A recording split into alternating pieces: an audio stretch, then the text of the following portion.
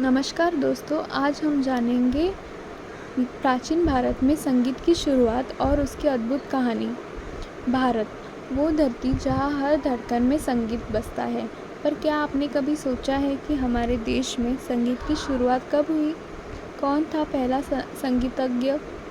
आइए चलते हैं हज़ारों साल पीछे, प्राचीन भारत के उस दौर में जहाँ से संगीत का इतिहास शुरू हुआ था।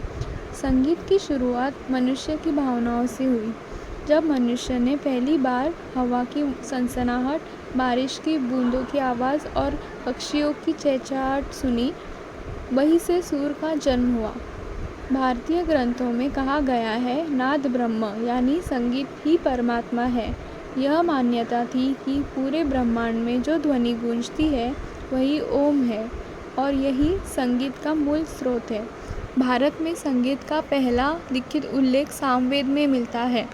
सामवेद को संगीत का वेद कहा जाता है। वेदों के मंत्रों को सुर और ताल में गाया जाता था।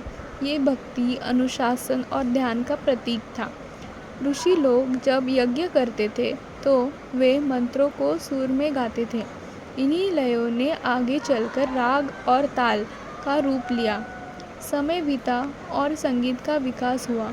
भारत में दो प्रमुख परंपराएं बनी, हिंदुस्तानी शास्त्रीय संगीत यानी कि उत्तर भारत, कर्नाटक शास्त्रीय संगीत यानी कि दक्षिण भारत। इन दोनों का आधार सप्त स्वर है, सा, रे, ग, म, प, ध, नि, सा।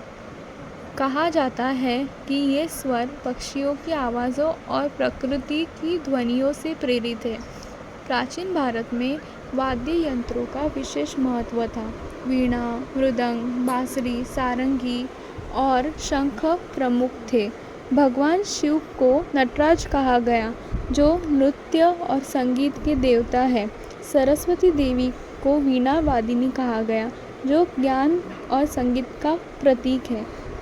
संगीत की शिक्षा गुरुकुलों में दी जाती थी। शिष्य वर्षों तक रियाज करके सुर साधना में निपुण होते थे। भक्ति युग में संगीत का रूप और भाव बदल गया।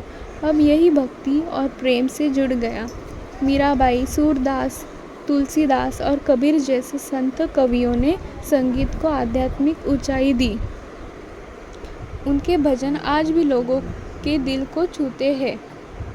संगीत सिर्फ सुरों का संगम नहीं, ये हमारी आत्मा और परंपरा का हिस्सा है।